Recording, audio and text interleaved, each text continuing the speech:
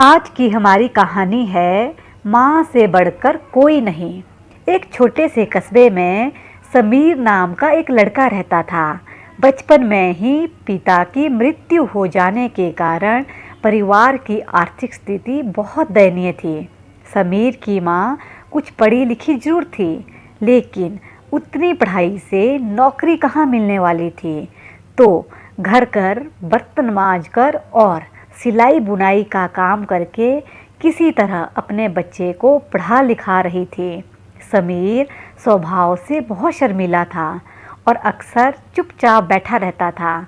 एक दिन जब वो स्कूल से लौटा तो उसके हाथ में एक लिफाफा था। उसने माँ को लिफाफा पकड़ाते हुए कहा, माँ, मास्टर साहब ने तुम्हारे लिए ये चिट्ठी भेजी है, जरा देखो तो इसमें क्या लिखा है। माँ ने मन ही मन चिट्ठी पढ़ी और मुस्कुरा कर बोली, बेटा, इसमें लिखा है कि आपका बेटा काफ़ी होशियार है। इस स्कूल के बाकी बच्चों की तुलना में इसका दिमाग बहुत तेज है और हमारे पास इसे पढ़ाने लायक शिक्षक नहीं है, इसलिए कल से आप इसे किसी और स्कूल में भेजें। यह बात सुनकर समीर को स्कूल ना जा सकने का दुख तो हुआ, पर साथ ही उसका मन आत्मविश्वास से भर गया कि वो कुछ खास है और उसकी बुद्धि तीव्र है। माँ ने उसका दाखिला एक अन्य स्कूल में करा दिया। समय बीतने लगा। समीर ने खूब मेहनत से पढ़ाई की। आगे चलकर उसने सिविल सर्विस परीक्षा भी पास की और आईएएस ऑफिसर बन गया।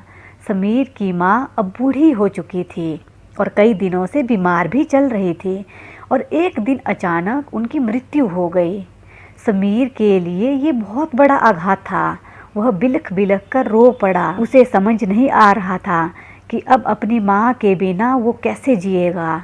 रोते रोते ही उसने माँ की पुरानी अलमारी खोली और हाथ में उनकी माला, चश्मा और अन्य वस्तुएं लेकर घूमने लगा। उस अलमारी में समीर के पुराने खिलौने और बचपन के कपड़े तक संभाल के रखे हुए थे। समीर एक एक कर सारी चीज़ें निकालने लगा और तभी उसकी नज़र एक पुरानी चिट्ठी पर पड़ी। दरअसल ये वही चिट्ठी थी जो मास्टर साहब ने उसे 18 साल पहले दी थी। नम आंखों से समीर उसे पढ़ने लगा। आदरणीय अभिभावक, आपको बताते हुए हमें अफसोस हो रहा है कि आपका बेटा समीर पढ़ाई में बेहद कमज़ोर है और खेलकूद में भी भाग नहीं लेता है। ऐसा लगता है कि उम्र के हिसाब से समीर की बुद्धि विकसित नहीं हो पाई है, अतः हम इसे अपने विद्यालय में पढ़ाने में असमर्थ हैं। आपसे निवेदन है कि समीर का दाखिला किसी मंदबुद्धि विद्यालय में कराए अथवा खुद घर पर रखकर इसे पढ़ाए।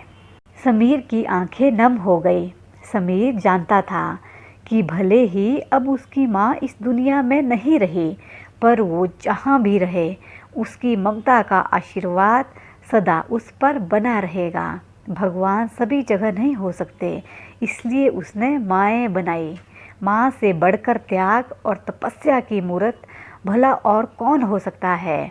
हम पढ़ लिख ले, बड़े होकर कुछ भी बन जाए, इसके लिए वो चुपचाप ना जाने कितनी कुर्बानियाँ देती है।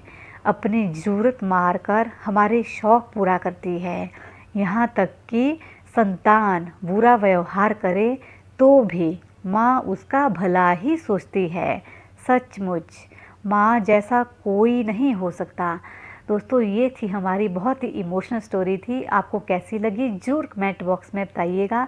अगर अच्छी लगी हो तो लाइक, शेयर और सब्सक्राइब करना बिल्कुल भी ना भूलें। अपना ध्यान रखिए, खुश रहिए, मस्त रहिए, हंसते रहिए और हंसाते रहिए।